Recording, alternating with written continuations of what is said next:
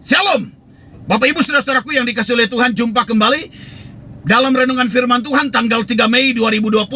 Sebelum saya menyampaikan firman Tuhan, mari kita berdoa. Bapa, di dalam nama Yesus aku berdoa, biarlah kebenaran-Mu menolong kami untuk kami dapat memahami bahwa rancangan-Mu dalam kehidupan kami bukan rancangan yang kecil, tapi rancangan yang besar, rancangan yang penuh dengan damai dan sejahtera. Dan kami percaya tidak ada rancangan-Mu yang gagal. Setiap rancangan dan rencana-Mu pasti terlaksana dalam hidup kami. Kami percaya waktu kami terkonek dengan sorga, memahami dan mengerti firman-Mu, maka hari-hari hidup kami mengalami rancangan-rancangan yang hebat atas kehidupan kami. Terjadilah di dalam nama Yesus. Haleluya. Amin. Baik Bapak Ibu Saudara-saudaraku yang dikasihi oleh Tuhan, mari kita melihat di dalam 1 Samuel pasal 9 ayat 21 yang menjadi teks kita pada hari ini. 1 Samuel pasal 9 ayat 21, demikian firman Tuhan. Tetapi jawab Saul, bukankah aku seorang suku Benyamin, suku yang terkecil di Israel? Dan bukankah kaumku yang paling hina dari segala kaum suku di Benyamin? Mengapa Bapak berkata demikian? Ayat ini adalah diskusi antara Saul dengan Samuel sebagai hakim pada waktu itu. Dikisahkan bahwa pada satu hari bangsa Israel mereka datang menghadap kepada Samuel sebagai hakim, dan mereka meminta supaya Samuel mengangkat seorang menjadi raja bagi mereka, sama seperti bangsa-bangsa tetangga mereka yang lain. Dan kemudian dalam diskusi yang panjang antara Samuel dengan Tuhan, maka pada akhirnya, karena sebelumnya adalah sistem teokrasi, artinya pemerintahan Allah langsung kepada bangsa Israel tanpa raja, sekarang bangsa Israel meminta agar supaya Samuel mengangkat seorang menjadi raja atas mereka seperti bangsa yang lain. Dan dalam diskusi yang panjang, pada akhirnya Allah menetapkan Saul untuk menjadi raja atas bangsa Israel. Lalu kemudian muncul sebuah pertanyaan, saudara-saudaraku yang dikasihi oleh Tuhan. Mengapa Saul? Bukankah kalau saudara melihat di dalam diskusi antara Saul dengan Samuel, kita menemukan Saul berkata, aku ini dari suku yang paling kecil dari semua suku di Israel. Bahkan keluargaku adalah orang yang paling hina dari suku kami, suku Benyamin. Kenapa Saul? Kenapa bukan yang lain? Kenapa bukan orang yang dari suku yang terbesar? Bukan orang yang hebat? Kenapa Saul, saudara-saudara? Ini sebuah pertanyaan yang menarik untuk kita renungkan. Dan ketika saya merenungkan pertanyaan ini, lalu muncul di dalam pikiran saya, saudara-saudara, kadangkala pertanyaan yang sama datang di dalam pikiran kita. Kenapa dia? Kenapa bukan saya? Kenapa dia yang ada di posisi itu? Kenapa bukan saya? Kenapa dia yang diberkati? Kenapa bukan saya? Kenapa dia yang punya rumah mewah? Kenapa bukan saya? Kenapa dia yang punya mobil banyak? Kenapa bukan saya? Kenapa dia? Kenapa dia? Dan kenapa bukan saya? Dan pertanyaan yang sama muncul dalam pikiran saya. Kenapa Saul dan bukan yang lain? Bukankah kalau kita melihat ada orang lain yang mungkin lebih cakap daripada Saul? Kenapa harus Saul, saudara-saudara? Nah, dalam renungan firman ini saya menemukan ada dua alasan kenapa pada akhirnya Allah menetapkan Saul menjadi raja atas bangsa Israel. Dan saya berdoa, biarlah kebenaran ini akan menolong kita untuk mengubah cara pikir kita dan mengupgrade diri kita agar supaya kita sesuai dengan rancangan Tuhan, supaya setiap rancangan dan rencana Tuhan yang hebat, yang penuh dengan damai dan sejahtera, itu boleh nyata di dalam kehidupan kita. Yang percaya katakan amin. Nah, kebenaran pertama yang saya temukan, alasan kenapa Allah menetapkan Saul dan bukan yang lain. Yang pertama, karena Saul memiliki kualitas raja. Wah, amazing, saudara-saudara. Saul memiliki kualitas raja. Sekalipun Saul ini dari suku Benyamin, suku yang paling kecil di antara suku-suku di Israel.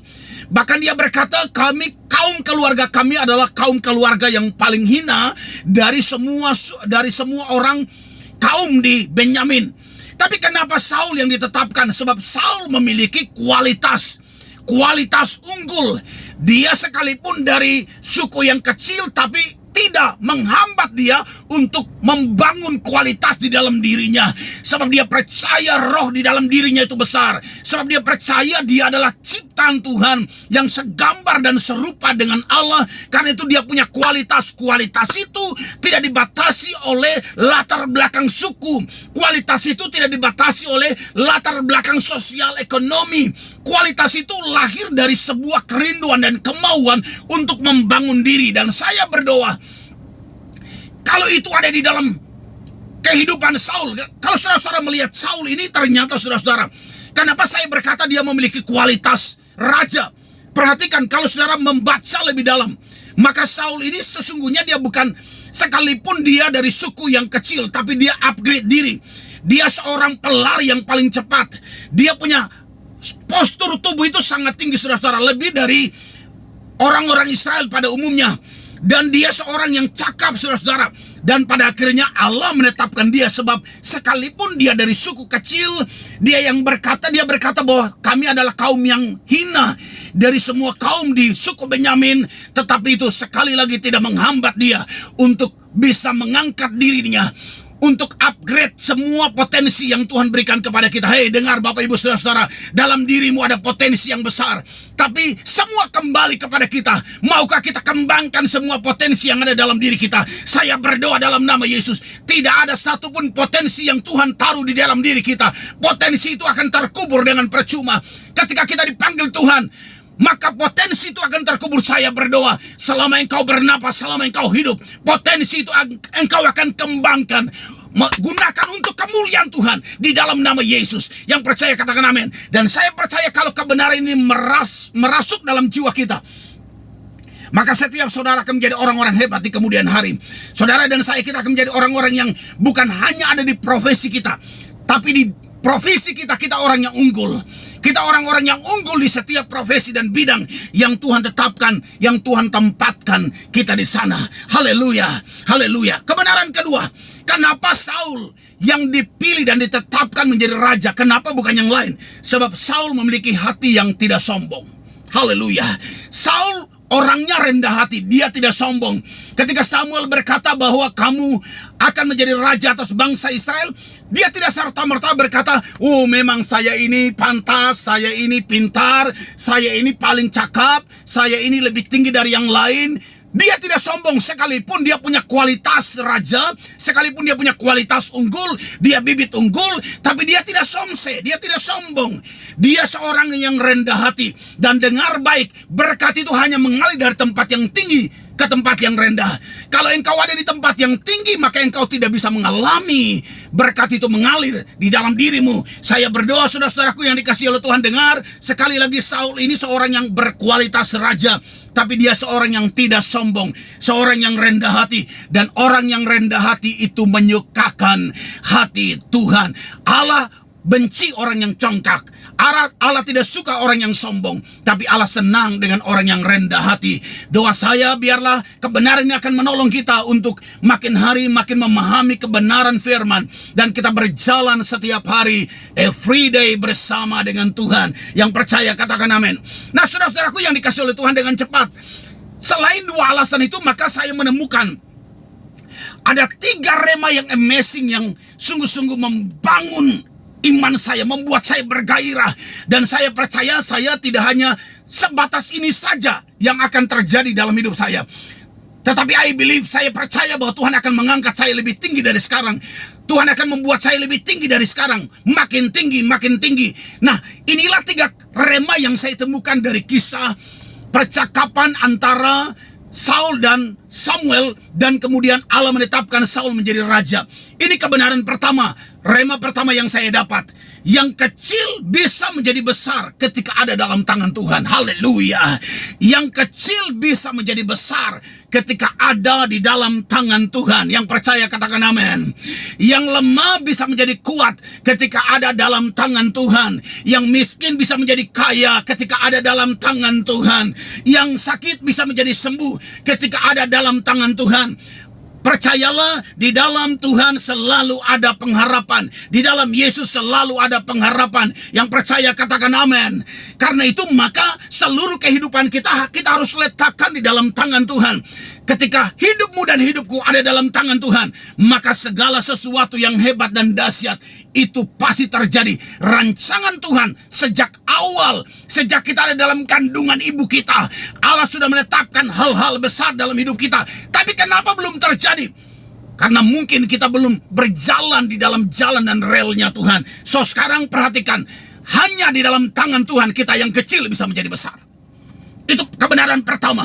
Dan saya percaya, I believe, saya percaya, Saya akan menjadi besar sebab sekarang hari ini saya ada dalam tangan Tuhan. Dan saya berdoa keyakinan yang sama akan ada di dalam hati setiap saudara. Kita akan menjadi orang besar sebab kita ada dalam tangan Tuhan. Haleluya, terjadilah di dalam nama Yesus. Rema kedua saudara. Rema kedua yang saya dapat dari cerita ini adalah Tuhan tidak pernah salah memilih. Haleluya. Tuhan tidak pernah salah memilih. Orang lain boleh berkata salah, orang lain berkata itu dia tidak pas, orang lain berkata ini keliru. Tapi dengar, Tuhan tidak pernah salah memilih. Dimanapun engkau berada hari ini, dalam profesi apapun engkau ada hari ini, Tuhan tidak pernah salah memilih. Tuhan yang menempatkan engkau di sana. Dan dengar baik, dimanapun engkau berada, Tuhan akan mengangkat engkau menjadi kepala dan bukan ekor. Engkau akan menjadi atasan dan bukan menjadi bawahan. Terjadilah di dalam nama Yesus. Tuhan tidak pernah salah memilih. Dimanapun engkau berada, di keluarga di mana engkau ada, di gereja di mana engkau ada, di pekerjaan di mana engkau ada, profesi apapun yang di mana engkau ada, dengar, Tuhan tidak pernah salah memilih. Tuhan yang menempatkan engkau di sana, dan Tuhan punya rencana yang besar atas hidupmu di tempat itu. Yang percaya katakan amin. Yang ketiga, yang terakhir, kebenaran atau rema yang saya dapat dari cerita ini adalah Tuhan punya rencana yang besar atas hidup kita. Yang percaya katakan amin. Oh haleluya, Tuhan punya rencana yang besar atas hidup kita. Saul tidak pernah menyangka sebelumnya bahwa satu kali one day dia bisa menjadi raja atas bangsa Israel. Sebab dia melihat, dia menyadari, saya adalah dari suku yang paling kecil di antara suku-suku di Israel. Tetapi dengar baik, Tuhan punya rencana yang besar atas kehidupan kita.